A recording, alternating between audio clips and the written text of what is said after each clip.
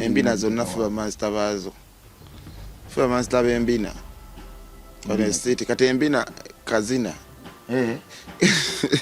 kigaro kibazinanga webale nnyo bacho obina waggulu wesirikire okatege mwa bakaleeta gwene tipsuzi Kampala wano ndaba dino eriiso lino dino eryeni teryenkana nalyeni kiki ekyabaako ayali mpox you know mpox yayitamu awo mpox yalimu mu ggwanga muno era ngende entebe mu isolation ne bantwalayo ne family yange ne bankuuma okugyewala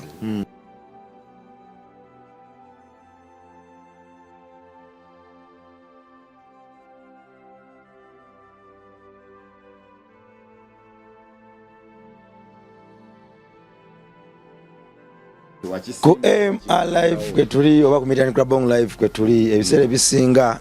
kiba kyankizo okutuukako gye bisibuka gye biwangalira n'enteekateeka gye zitandikira bannaffe bangi babeereyo waggulu ne balowooza nti ino wansi osanga obulamu obuliyo si bwa ddala wadde nga n'ababeera eno wansi bagamba eyo waggulu nno wayinza okuba obulamu obuliyo si bwa ddala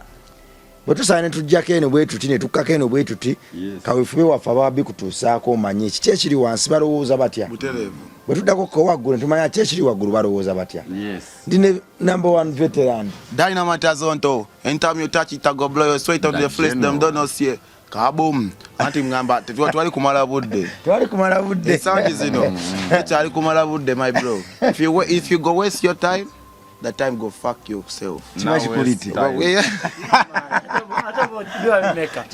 Don't waste your time, man. I told you, don't waste your time. Wanga ensanji zino tekyali kumala budde mbudde nkola kyenkoze nze nga tenkola te mu budde That's it. Azonto. Yeah, man. Banga dele. Representing the Army. Banaye abantu babona batula ku Metallic live. Bakimanye nti amaje bagazala mu kibira. Obaga ogabera mu kibira. Tegavaayo. Niwe kiba kino era ndi mu kibira. Sniper rifle njikutte. Eriwa nkuba bitwenga sniper ye dobozi ya sniper rifle yade amaje bagazara mu kibira naye wane Uganda gali mu bantu bagatongoza ne mu parliament Metallic tufunye ebyokusomoza bingi eri abantu bafa batulaba abantu abakola ki naye nga Metallic bamanye nti lafu bageto tutegeera walo muntu kala kuyitako ngo kale badde okuba marachiyo segedde marachichi ande je era je bayite empanvu katugezo ina uyaga tuka ko ngato ina muza boda segedde marayo okutambula katuza ainza kusanga ku marachiyo naloza ndikagwamu wakategedde kumbe ko jasa lena ko isawo ku boda kozake Kubada Mexico na America ina koisa bora kwatira zolia musaga ozagenda marachi kutambula asanze nkuba marachi anzayo kusaba ku marachi yo yakusanga foto so beshi naloza ntiviganye kumbe gojo tusa marachi gokabara ka foto so katambuleke myezi je 2 3 omwana foneka nenga bane Uncle Metallic nezire njiro vatsoboloze torama banga deni mane banga 17 ningo nkuza twebuzeko emyaka 17 bwe kiri twebuzeeko zina kulabo kyali kana kato bwo kyazonto munnange ngoli katongo ero zino obuzina bwo bwe kiri kujja live awe era omusajja Frank ajja big up omusajja Tiffs big up Kenzo big up so wewe soja bagwe bona babafana ne soja afa mwana ya radio respect atenga rest in peace oli mukano gwa bayimbi atenga ni muyimbi atenga ndi creative kwa videos nyingi nyoze mba kolede kawe muyimbi kinandana nga dogo kugamba oli muchi ndi versatile muna bitone we bale nnyo ndi creative twakoma okulabagana azonto nga eriso lino ndaba lino eriso lino dino eryeni teryenkana nalyeni kiki ekyabaako bino bya bulamu nanga omanyi nti obulamu bukyukamu nga olaba nti bitukwatamu ne bitukola ki bakuba engumi mu liiso tebasobola kunkuba ngumi just bino ole bulwadde bwalole mu ggwanga mwenna mwabulaba bulwadde ki covid ayali mpox, you know mpox ayitamu awo yeah mpox yali mu ggwanga muno yeah era ngende Entebbe mu isolation ne bantwalayo ne family yange ne bankuuma okugyewala yeah nenga effect yasooka yayitirawo mu liiso lino effect ne banzirusa naye mangu nga sinaba kugetinga so like in a bad condition. So kole effect kichotegeza mpox mpox zidoti zino zijja ku mubiri obutututu naye bwenkomeredde ate buli obulala lako omusayi gwali gw'amaanyi ng'omusayi gwa artist gwe kakati doti eno yafulumira mu liiso yes nerwaza eriiso eryo naye kati abasawo era bonna bali bonna banjulira Kenzo namukubirako tali wange n'abako buyambi bwampayo ne baganda bange abala ne tukwatagana kati so far siri bubi kuba kati ndongo kubeva mukama teva mu liiso ejja liiso lya bulungi buterevu lya bulungi sikula bulungi obola basiragalo bendizo gwe mpox byaddala abantu baliyo nga bagamba nti manya abantu bajingirira bintu tebiriyo kati nga bwakutte osoloka amata oloka byeka amata nga tokaba mazzi kati toshiyoya feeling yalete era bakyala bonna bali eyo baba batulaba bonna nga bali babasajja nga bali bafunye ku mpox basobola okubuulira kikyoyitamu yakwata atya wali awo ngulaba obutututu buzoba oyinawo wagenda n'omujjaawo kati abantu abasinga bo kale n'abasawo bennyininyini babyogerako bagamba nti kasai gata musasade kalimu abantu abo katugeze muli bantu bangi naye nga ate abantu abangi bonna tebabira abalwadde kati ani totegeeza batukale batufulako emmese z'omulabalatole ne batugerezezaako ebintu byabwe naye nga tolina ojjukira watuula nga lwavu yina tewali naawe nze nali ngamba siga ate ng'olede gate nga walwavu lina nze nga ntama nze mbasiiga naye nga ate bagamba ate bantu bembugjeeko okitegedde tebigatta kakyategeeza mu Uganda balina engeri kale baba batufuula ki engeri gye tumu third world country kati metali kankule kino ekintu tuli mmese mu keejo bakugamba eki Eric omugaga asikasafunamu akasente ke eringa kati naye kantu kakenjagala ogezitamuka mu Africa eno segedde ekinago ki kyenyinza okugeresezaamu wali abantu abatalina nnyo byakukola segedde ife tuba tulina ebyaffe ebyokukola nga basajja abajja kagabetaliko bonfuje naye ng'ensangi zino tekyali kumala budde alubamu yange soka olunkubiremukko nagamba ensangi zino tekyali kumala budde mbudde nkola kyenkoze nze nga tenkikola te mu budde obudde yani abulabye bukuyiseeko ng'olyawo olobye obudde yani abulabye gwe saana mutayiwe tegekere eri obulamu bwo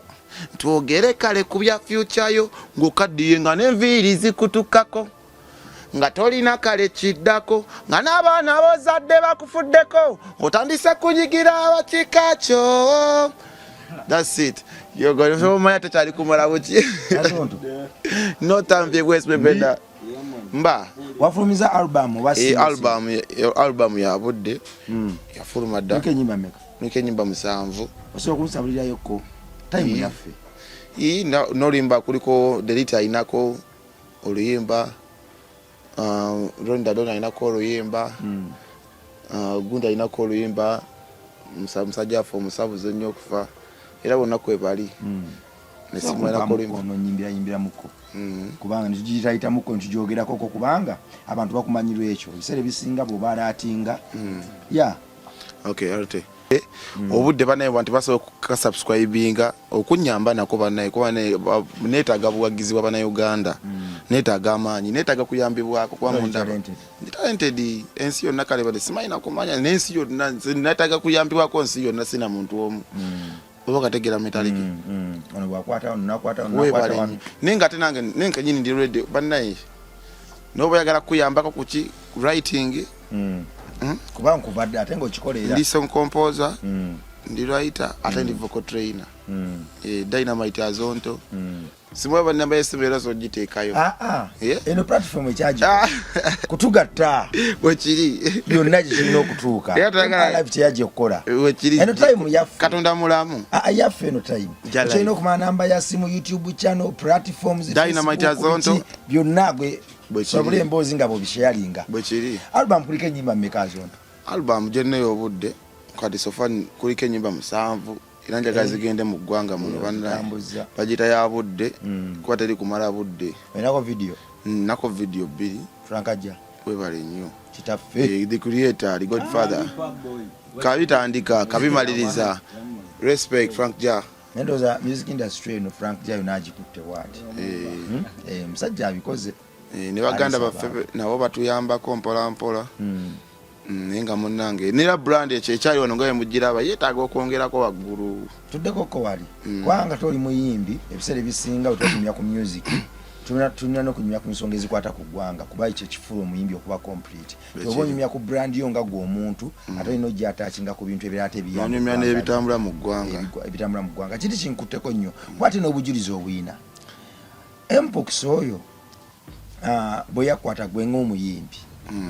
kubanga waliwo emboozi ebadde yitayita mbayimbi dogo bantu beero basokoza ku dogo kati waliwo obuzibu obuli mu bwongo bw'abantu nti buli obulwadde singa bwali bukwata n'obanga olimu ebyo babiyita bikweraguza n'olwawo wali owedde n'otagenda mu ddwaliro n'olwawo n'ogenda simanga wajajja kadulubaali yali agenda kukulimbirawo ti ate yakulogedde oba ku muti musasa kubanga buli obulwadde bwali biological ate bwo buli obulwadde gwekyobamanya bwali serious naye nga abaniga bo bali balowooza kale jajja kadulubaali naye nga si jajja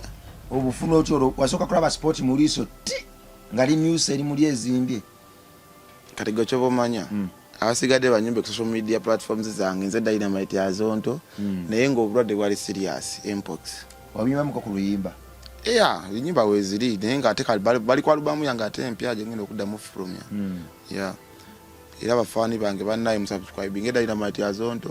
share and like babuzuulirawa kikuyambako babuzuulira nga isolation centers weziri naye ate ze ntono nnyo kuyambako kugenda kuba abayimbi batinya abaddukirawo mweyembeera abayimbi basooka genda mu birala kati bagende bakebere abayimbi bali tebakiina kati nze ndi mwana wa Dipo ate eri yabugumuzibwako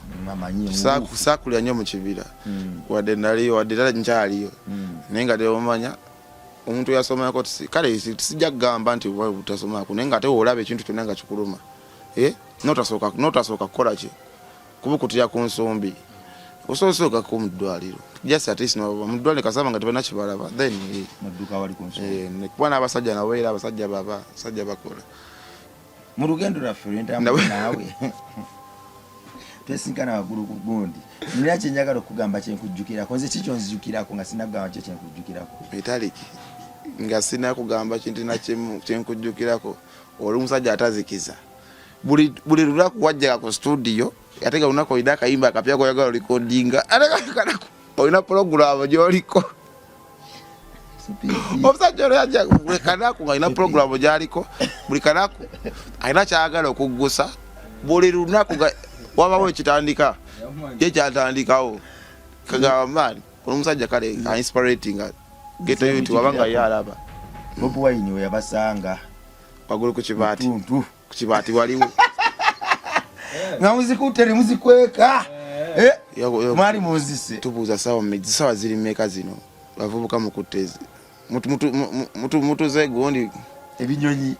twali tutuze ebinyonyi twali tutuze 7 gundi twali tutuze 7 mpologoma twali tutuze Nairo gaye mpologoma mugikutembula agona yemudaye sawa sino mwali muzise kubo samukaga nga buli omu alina Nairo mugalo era principal mana respect gwekyobamanya era amugambayo abasaaga kubanga ffe atuyisiza mu bintu bingi era kati yensonga ki wagande ye kabaka omusajja oyo agambayo mind kale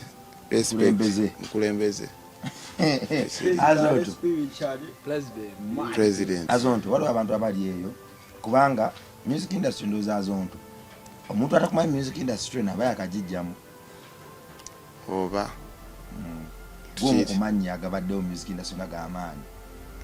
kubanga naye kenyini newo kyogera nti Azonto Dynamite kuwandiika era gye baleyo bo basirisa osokera mu kuzina webale nnyo n'osooka olumba okuzina muganda wange tipu Suzi webale nnyo kokodde sabula ekintu kokodde walimu embina zonna fuba master baazo fuba master b'embina honesty kati embina kazina kigaro kibazinanga webale nnyo bacho ubina waggulu weesirikire okatege mwaba akaleeta gwe ne tipu Suzi Kampala wano nikasaasana akalya nsinkazi n'ennyunga akola bwati mu bupale bwammwe buli obwali obuzibu mbadi kumbadi yefe bayita bambadi kumbadi helicopter ngate eparkingira waggulu w'ennyumba yo n'okuba tekuli aeropad eparkingawo kati akazina kani akavumbula akembina mukulu tipsizi oyo nebani tipsizi ali talented nemwali mu ggwanga tipsizi esaazo talimu naye nga ate respect yonna gyali kuba neera obujulizi akyabufulumya teyabwesigaliza naye nga neera gwe kyokumanya bonna bamenta kulu baffe kenzo respect magezi bonna basajja bakozi kati embina tipsizi yakawa erinnya akazina kokodde mbwembina oba noyingira music owaddala wasoka mu kuzina nodda mu kuwandiika nodda mu kudesigninga nzira mu kudesigninga set designer kati era ndi creator ntali creator kuba era nkyakola videos nkola nejja live wewa abantu balina namba y'essimu waliwo abantu abagaa nti teza okutuwandiikirako amazina waliwo ayagala okumuyiiza ku mazina agenda mu video essaawa zino atakwata nga se Azonto Dynamite ito esimu eto abasiyenze n'eddoboozi muliwulira ndi ku 0757 no ndi ku 0756 sorry it's 0756 19 40 36 0756 19 40 36 weewaawo ensangi zino abavubuka begumbulidde omuze gw'obugayaavu osanga omuvubuka 12 mpaayo 12 njokyayo ate baagala kukola bo balabanga buli kirungi balina kifunyawe batudde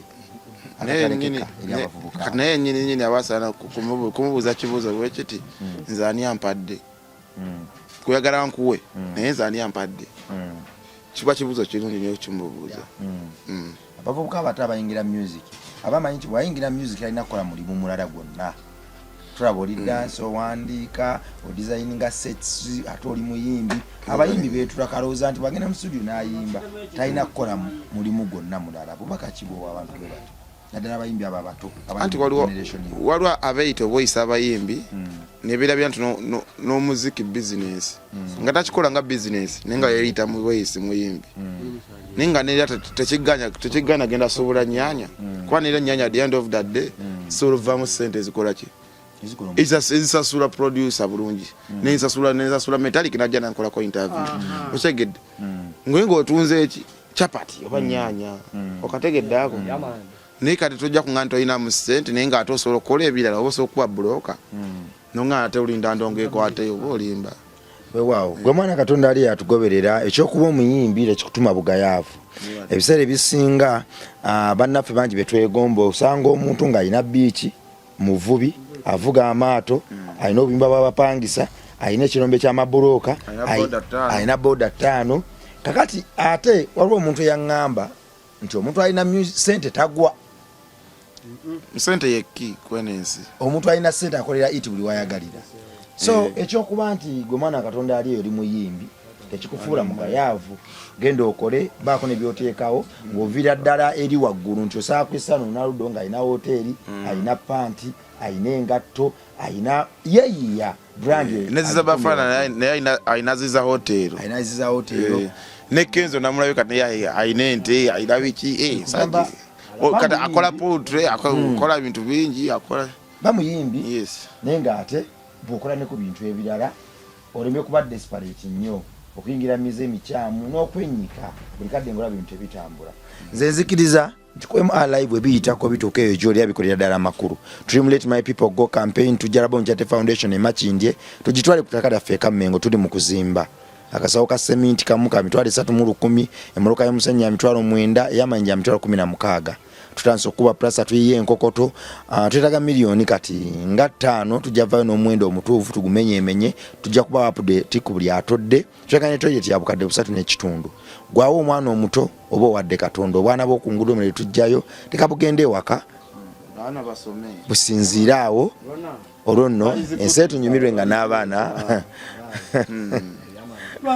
tubayambyeko okukula. Wagambe ekibanda mwana yakufaako kibanda wafona omuyimbi mwana. Twala abaana basome. Twala abaana bayige bakuguke mu byonna byetalimwa. Man, tole simbi sasule balizikuddiza bwe baliziweza. Twala abaana basome. Respect my man radio. Uno mulembe sigwa batasoma tole simbi sasule bo balizikuddiza bwe baliziweza. Wewe wana mbu wazala wanvu nyonge mvule bo babibita bakulagatibisoma ne batuuka ne bekwata bulungi ne bikola byetaaga nawe mwennyini omuzadde n'osanyukamu ebyaddala n'olaba abaana nga batuuka ku buwanguzi bwabwe. Respect my brother. Kulanda n'ensi yange weraba.